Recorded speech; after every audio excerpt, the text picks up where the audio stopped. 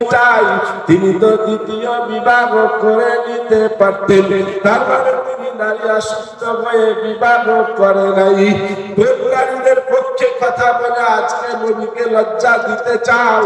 আরে তোমরাই তো তারা যাদের ঘরে একটা কন্যা সন্তান হলে পরে তোমরা অন্তরে অসহ্য যন্ত্রণা ভোগ করতে গোটা মুখটা তোমাদের কালো হয়ে যেত। এ সংবাদ আমাদেরকে কোরআন দিয়েছে 14 পারা। আল্লাহ বলতে শুনিয়ে দাও, যারা আজকে নারীর হিতাকাঙ্ক্ষী হয়েছে তাদের পূর্বপুরুষদের চরিত্র দেখো। ওয়াইদা বুশিরা আহাদুহুম বিল-উনসা যাল্লা ওয়াজহুহু মুসওয়াদাও ওয়া হুয়া কাযীব ইয়াতাওয়ারা মিনাল কওমি মিন সুই মা বুশিরা বিহি আয়ুমসিকুহু আলা হুম আম ইয়াদুসসুহু ফিত-তুরাব। আল্লাহ বলছে তাদের মধ্য থেকে যখন কাউকে কন্যা সন্তানের শুভ সংবাদ দেওয়া হতো, তার মানে কোনো বাড়িতে কন্যা সন্তানের জন্মটা এটা কোনো খারাপ সংবাদ নয়। আল্লাহ সিদ্ধান্ত নিয়ে বলেছে বুশরা, এটা একটা ভালো সংবাদ। এই সংবাদটা শোনার সাথে সাথে কোরআন বলছে তাদের মুখমণ্ডলীটা কালো হয়ে যেত, অন্তরে অসহ্য যন্ত্রণা ভোগ করত। শুধু তাই নয়, একাকী নির্জনে ঘরেতে বসে যেত, আর সে বাইরে আসতে চাইতো না। কারণ বন্ধু বান্ধব, পাড়া প্রতিবেশী, গ্রামের লোকেরা তারা জিজ্ঞাসা করবে তোর মেয়ে হয়েছে শুনলাম। এই লজ্জার কথাটা মানুষকে কি করে বলবো যে আমার মেয়ে হয়েছে?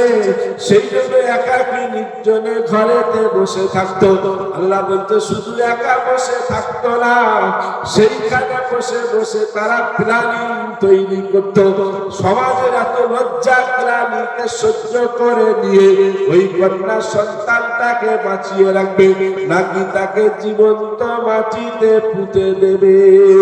আরে তোমরাই তো তারা যার বাড়িতে কন্যা সন্তান রয়েছে বলে তার বাপ মেয়েটার মুখ দেখতে আসে নাই। কোরআন আসার পরে প্রিয় নবীজিকে দিয়ে এই সংস্কৃতি, এই মেন্টালিটি গুলোকে বন্ধ করা হয়েছে। আরবের ঘটনা, আবু হামজা বলে এক ব্যক্তি, ধরে আপনার গ্রামে বাড়ি, ছেলেটা সাহেবনগরে কাজ করে, মুর্শিদাবাদে কাজ করে, পলাশিতে কাজ করে, স্ত্রী অন্তঃসত্ত্বা। হঠাৎ প্রসব বেদনা উঠে গেছে, বাচ্চা প্রসব হয়ে গেছে, কন্যা সন্তান। তাকে খবর দেওয়া হলো তোমার স্ত্রী প্রসব হয়ে গেছে, কন্যা সন্তান। সে হতভাগা আর বাড়ি আসে না, অথচ গ্রামে আসে, বন্ধুর বাড়িতে থাকে, চাচাদের বাড়িতে থাকে, অন্য পাড়ায় থাকে। সকালে নিজের কাজে বেরিয়ে চলে যায়, একটি বারের জন্য এসে নিজের মেয়েটার মুখটা দেখে না। স্ত্রী আবার অর্ধাঙ্গিনী। একটা মা যখন বাচ্চাকে জন্ম দেয়, সেই মা মৃত্যুর সঙ্গে পাঞ্জা লড়ে। আজকে সে কি অবস্থায় আছে তার খোঁজ খবর নেওয়া, এটা আমার দায়িত্ব স্বামী হিসাবে। সে বাড়িতে আর আসে না, অথচ পাড়ার মেয়েরা এসে তার স্ত্রীকে বলে এর আব্বা বাড়ি আসে নাই নাকি? স্ত্রী বলছে না, আসে নাই। তারা বলে ও তো অমকের বাড়িতে আসে, থাকে, রাত্রি বেলাতেও থাকে, আবার সকাল বেলাতে নিজের কাজে চলে যায়। সেই ফোনটার মনেতে বড় ব্যথা, একবার নিজের মেয়ের মুখটা এসেছে দেখলো না। একদিন সেই মেয়েটা তার কচি বাচ্চাটাকে দুধ পান করাচ্ছে, আর মনের দুঃখে আরবিতে একটা কবিতা আবৃত্তি করিতেছে। মালি আবি হামজা লা ইয়াতিনা ইয়াবিতু ফি বাইতিল্লাতি তালিনা গাব্বানা ইল্লা নামিদুল বানাইনা তাল্লাহি মা দাকা বিআইদিনা ওয়া নাহনু কায-যার'i লাযারা'িনা তুমবিতু মা কাদ যারা'উহু ফিনা। সেই মাটা ঝরঝর করে কাঁদছে আর বলছে ভাই ভাই, আবু হামজার কি হলো? মানে আমার স্বামীর কি হয়েছে? সে কেন বাড়ি আসে না, বাড়ি আসে না? আমি বুঝতে পেরেছি তার না আসার কারণটা আমি কন্যা সন্তানের জন্ম দিয়েছি, এই জন্য সে রাগ করে আর বাড়ি আসে না। অথচ পাড়ার মেয়েরা আমাকে এসে খবর দেয়, পাশের বাড়িতে আসা যাওয়া করে, রাত্রি যাপন করে।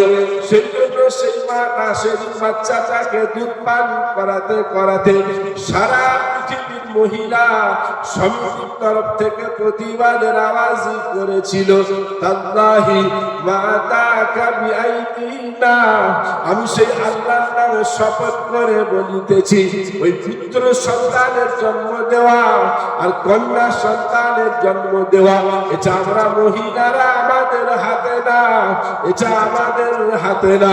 একটা বাচ্চা প্রসব করার পিছনে আমরা মহিলারা আমাদের ভূমিকা কতটা, ওয়া নাহনু কাজ্জালইলা সারাইনা তুনবিতু মা কাদ সারাউহু ফিনা, আরে আমরা মেয়েরা হচ্ছি জমির মতো, তোমরা পুরুষেরা সেই জমিতে যে বীজটা বপন করে দাও আমরা শুধুমাত্র সেটিকে অঙ্কুরিত করে দিই, তাই সেই দোষে আমাদের দোষারোপ করলে চলবে না।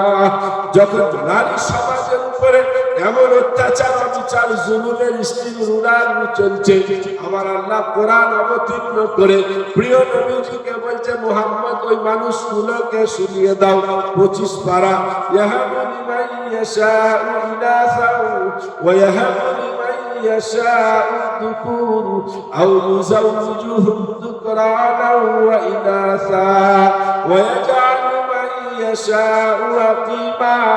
আল্লাহ বলছে, আমি আল্লাহ যাকে মনে করি কন্যা সন্তান দান করি, আমি আল্লাহ যাকে মনে করি পুত্র সন্তান দান করি, আমি আল্লাহ যাকে মনে করি কন্যা পুত্র দুটি সাজিয়ে দিই, আমি আল্লাহ যাকে মনে করি কন্যা পুত্র কিছুই দিই না, আমি আল্লাহ তাকে বাজা তৈরি করি। অতএব ওই শক্তিটা আমার কাছে, কেন তোমরা শুধু শুধু অসহায় ওই দুর্বল নারীগুলোর উপরে অত্যাচার অবিচার জুলুম করছো বলো? আমার কলেমাওয়ালা মুসলমান ভাইরা, আল্লাহওয়ালা বন্ধুরা, প্রিয় নবীজি নারী আসক্ত নয়, তিনি না এলে নারীরা সমাজে আতুর ঘর থেকে বের হয়ে আর বাঁচতে পারত না, তারা তাদের সম্মান ইজ্জতটুকু পেত না। কে বলেছে বলো?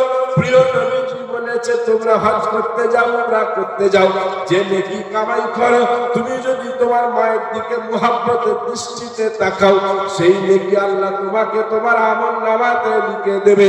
আর এটা কি নারীর ইজ্জত সম্মানের কথা না?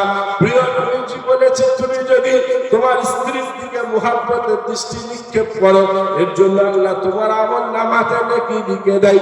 এটা কি নারীর ইজ্জত বা সম্মান না? প্রিয় নবীজি বলেছেন, কেউ যদি তার স্ত্রীর গৃহ কাজে একটু সহযোগিতা করে দেয়, এটা নেকির কাজ, এটা পুণ্যের কাজ, এটা কি নারীর ইজ্জত অধিকার বা সম্মানের কথা নয়? প্রিয় নবীজি আমার বললেন, যে বাড়িতে কন্যা সন্তান জন্ম করে গোটা বাড়িটা আল্লাহ রহমত দিয়ে ভরে দেয়, এটা কি নারীর ইজ্জত সম্মানের কথা না? প্রিয় নবীজি আমার বলে গেলেন, একটা কন্যা সন্তানের সুন্দর করে লালন পালন করা তার পুরস্কার হলো জান্নাত। এটা কি নারীর ইজ্জত আর সম্মানের কথা না? এটা কি তার অধিকারের কথা না? প্রিয় নবীজি বললেন, বাপ যদি মারা যায়, বাপ সম্পত্তি ছেড়ে গেলে ছেলেরা যেমন সেই সম্পত্তিতে অংশ পাবে, মেয়ে বলে ফেলনা নয়, মেয়েও বাপের সম্পত্তিতে অংশ পাবে। এটা কি নারীর অধিকার বা সম্মান ইজ্জতের কথা না? প্রিয় নবীজি বলে গেলেন, মেয়েটা যদি বালেগা হয়, তার বিবাহ দিতে হলে তার অনুমতি একান্ত জরুরি। এটা কি তার অধিকারের কথা নয়? প্রিয় নবীজি আমার বললেন, একটা ছেলে যেমন একটা মেয়েকে ডিভোর্স দিতে পারে, প্রয়োজন করলে একটা মেয়েও স্বামীর কাছ থেকে ডিভোর্স করিয়ে নিতে পারে, এ অধিকার তাকে দেওয়া হয়েছে। এটা কি নারীর ইজ্জত বা সম্মানের কথা না? আপনি বলেন,